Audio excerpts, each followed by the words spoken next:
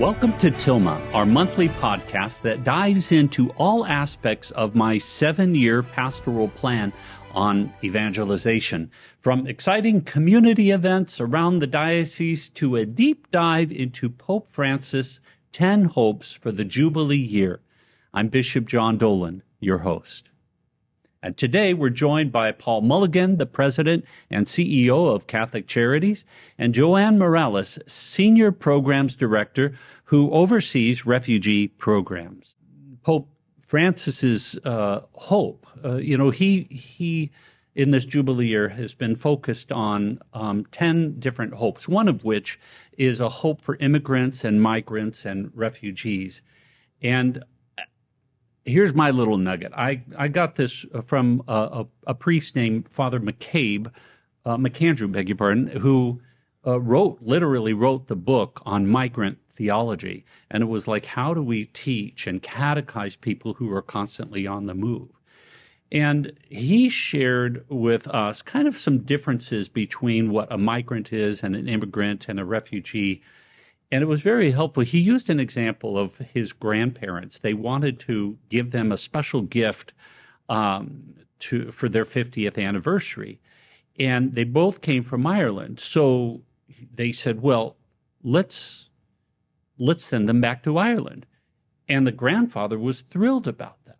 And the grandmother didn't want that. She said, I don't want to go back to Ireland. And that's when it hit them that the grandfather was a migrant and the grandmother was an immigrant. She was happy to be here. The father could go back and forth. He was more of a migrant. At least that's his spirit. And then, of course, there's the whole idea of refugee. And that's a whole different thing. What would you say? Would you say that's kind of a piece of the puzzle, the migrant and immigrant and refugee? Do you see that that those should be considered when we're talking about refugee services and immigration services? Yeah, I absolutely think they should be. And they're all three of the individuals that you explained really do kind of fit in that overall umbrella of what we would say are immigrants and migrants in the United States. Immigration itself in the U.S. is a very complicated process. And there's a lot of different statuses and ways that people can come to the United States that can determine what they're eligible for, if they can work, all types of different benefits. So it's good to kind of know the differences, but to also make sure that we're welcoming all the strangers and being mindful of that as well.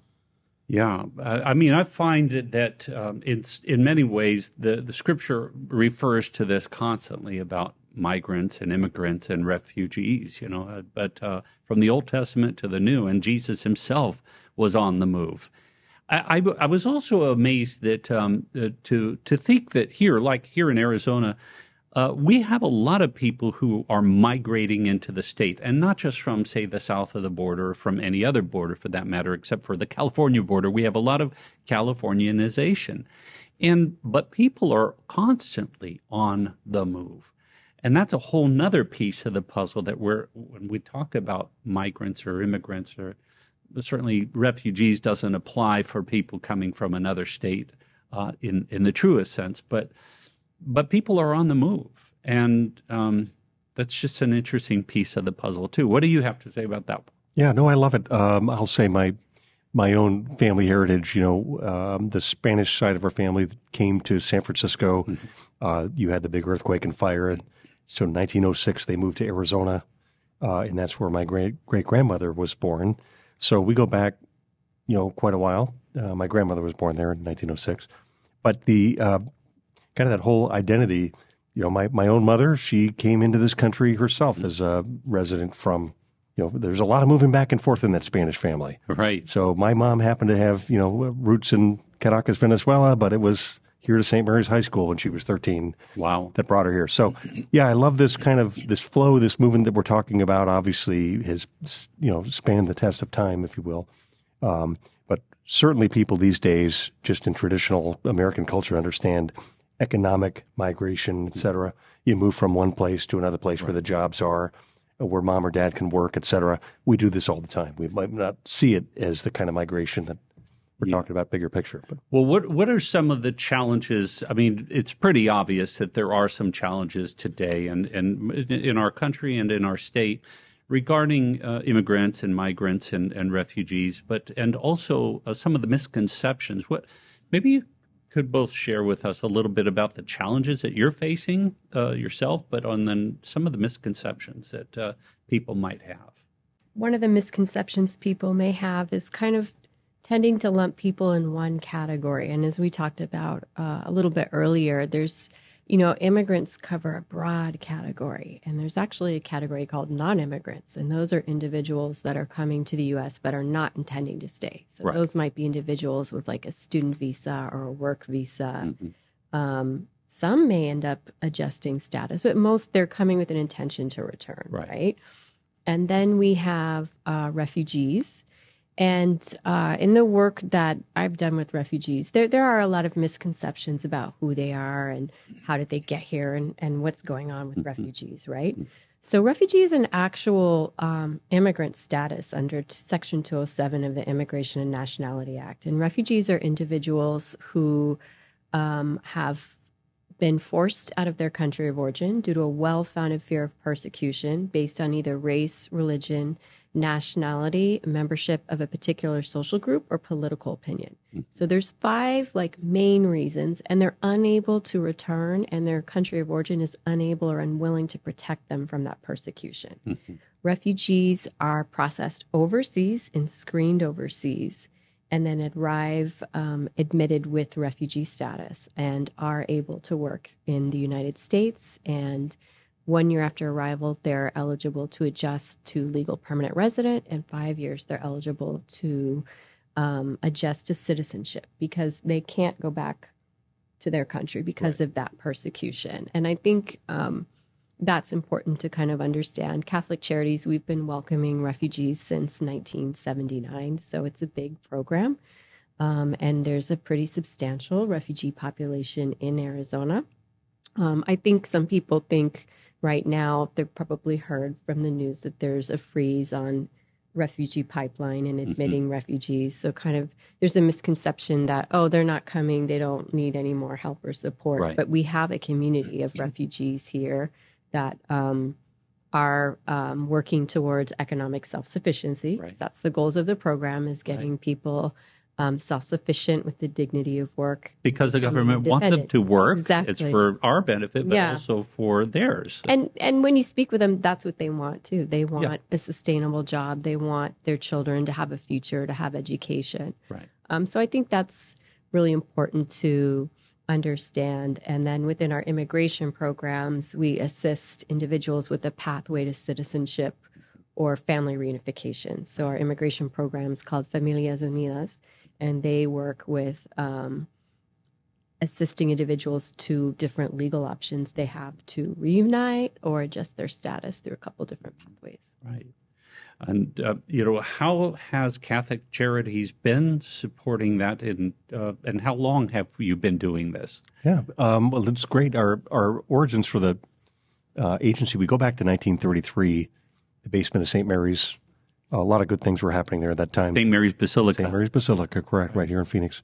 Part of the Tucson Diocese at the time. But that's where our work goes back. Child welfare work was our first piece. But as Joanne mentioned, stepping into this work with refugees, for example, in the 70s, this was in the Vietnam era that we were involved in that. And it was a pretty high-profile type thing. We've had some, wonderful successes there. The Lost Boys in Sudan, for example, where many were resettled here.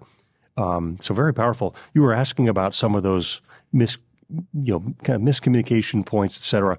One is just that folks don't necessarily distinguish between immigrants and refugees. So I love that Joanne has taken the time to explain that, because they're definitely very different. When you talk about immigration, we have these ports of entry, the southern and northern borders, and there's sort of the legal way that people come into the United States. Obviously, what's been very high profile has been waves of illegal immigration, et cetera. I think our challenge has been that a lot of folks just associate the fact that groups like Catholic Charities are providing humanitarian relief along the border has been a crisis. It has truly been a humanitarian crisis. It's not of our doing. But this is, we don't need to get into the politics of it, but that's just kind of the way things have been.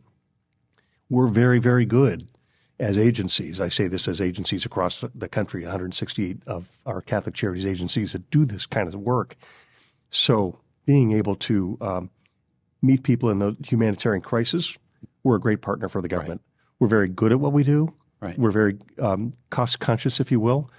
So the government has a good partner in a organization that's not driven by money. We're driven by mission. Right. And this whole piece is really bedrock for us. So I think it's helpful probably for folks here in the diocese to just keep in mind, whatever's been going on with immigration, legal or illegal, for example, our job is just to see people, to see Christ in them, whoever they are, and to meet them and serve them. Yeah. And I'm very proud of the work that our agency has done. Joanne described Familias Unidas, people that have a verifiable legal path to citizenship. We're going to help them. It's beautiful that we can do that. But other agencies across the country as well that have been involved in just the humanitarian relief, it has to be done. We're a compassionate country, and that's what a compassionate country does. So, again, proud of the work the Catholic Church has done. And I'd love for fellow Catholics here in the diocese, other people of goodwill, to just appreciate that. Yeah, that's where this is coming from. It's a good place. Yeah, there's this quote. I wish I had it right here at my fingertips, but it's kind of down below me. My phone is down here. I was told to keep it on silent mode. But it's a great quote from Archbishop Sheen. And maybe I'll be able to post that up here. We'll see what we can do to get that posted. But it's an excellent post in the 60s where he focused on how we, as America, he was very proud of the fact. He's very famous. He was a very famous primetime preacher. I always liked how he said when he won an Emmy, he said, "I would like to thank my writers, Matthew, Mark, Luke, and John." But he said he was very proud of where America was regarding the outreach. It looked beyond its own borders, and he said, "I'm proud of the fact that we have been since the beginning, open doors, and that we are also what I like." We are a pantry for the world. And I'm not sure if we can say that as a church or even as a nation right now. I think we need to kind of get back to that and lift ourselves up, lift our own spirits up and embrace that tremendous thing where we could be proud to be serving of other human beings and really reach out according to our gospel values, and that's part of what it means to have this wonderful, great country that we have, and great state and great church that we have. It's to give, not just to receive, but to give, right? But what are some of the impactful or standout encounters that you have had within these programs? I would say, being able to see vulnerable families. On the refugee side, 70% of refugees are women and children, right? Who haven't had opportunities in their countries of origin to thrive, working successfully, children in school, doing a wonderful job, I think is the most rewarding piece that you can see, and connecting them with the support that they need. I think it's been beautiful to see the different parishes and the Catholic community support refugees. I think it's been wonderful what the immigration program has done.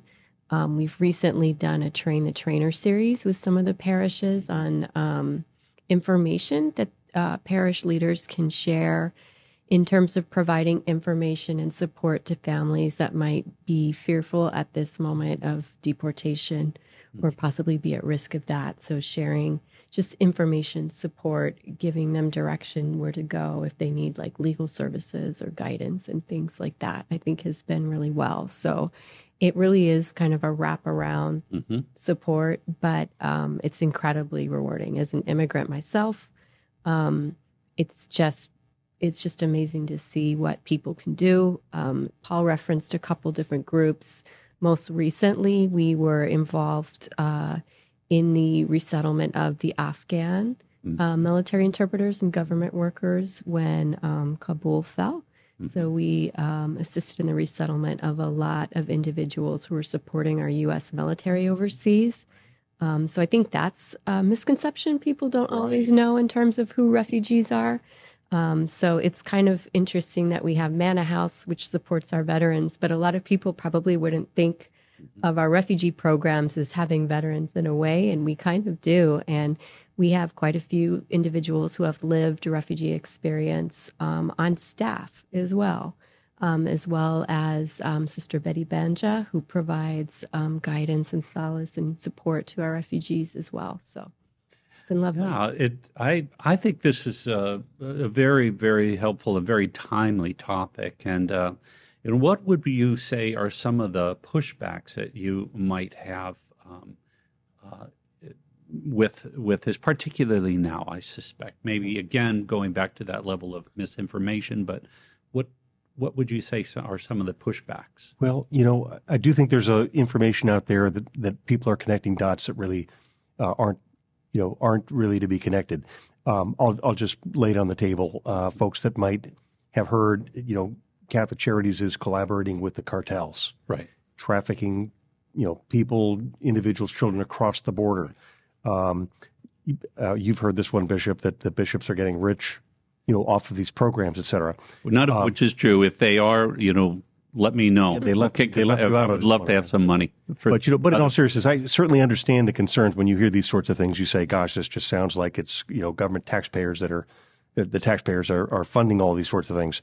And as I would kind of say again to these folks, just to remind you, it's a humanitarian crisis, not of our doing. We can, if you want to point fingers, you can look at the government and say, "Hey, isn't it your job?" Yes, it's their government's job to really operate a secure border, and hasn't done so, and has really in many ways created a demand in that regard. Right. But our response, I think the presence that Catholic Charities have had along the border and throughout the country has been, these are human beings. They're now going to be, when they are taken into custody, they're usually given a date with either an asylum court, if that's an asylum claim, or immigration court. It's going to be 7 years. Yeah. And you're now in the United States with permission to be here for 7 years. Well, you don't just get dropped off at the corner and said bye-bye. Right. Somebody's got to help process, do the case management, get you plugged in with somebody, family, whatever it is. And that's what we're doing. I think it's really important work. We do it really well. Nobody's making money. As I mentioned, actually, you could look and say, well, hundreds of millions of dollars have gone to this. Yes, because there's hundreds of millions of dollars of costs involved in it. But our agencies are proud to do the work. It's mission for us. And I would just kind of encourage people, it can be a bit of a stumbling block, but just to not lose sight of the fact that these are human beings, our brothers, our sisters, our neighbors that we're assisting. They're people in need. And plain and simple, Christ says, whatsoever you do to the least of mine, that you do unto me. I was hungry, you gave me food. I was thirsty, you gave me drink. Catholic Charities is what you're doing constantly. You're just meeting the needs of human beings, and by doing that, in a vicarious way, you're doing this for God. You're doing this for Christ, and one day we're all going to stand up, and Christ is going to, there is a final test, a final exam, and he's going to look at us and say, "Are you a good goat? Are you a bad goat or a good sheep?" And that's the bottom line. So I really appreciate this. Now, how can people get involved in Catholic Charities today? Well, there's a lot of ways. Obviously, we have a wonderful volunteer program. So if individuals are interested in volunteering, we have a great website where people can donate. We actually have an Amazon wish list where people, if you don't even have to leave your house, you can just make a donation online. Right now, I think we have an incredible need within the refugee program. You've probably heard, but the funding has been frozen. Right. So we recently resettled refugees October, November, December, January, up until January 24th. And there is a freeze, which means we haven't been fully reimbursed. Right. But we have refugees who are new, who are here, that need support. So things such as hygiene supplies, gently used furnishings, cash donations are welcome to assist with housing, because that was part of the funding that was frozen, is a huge one.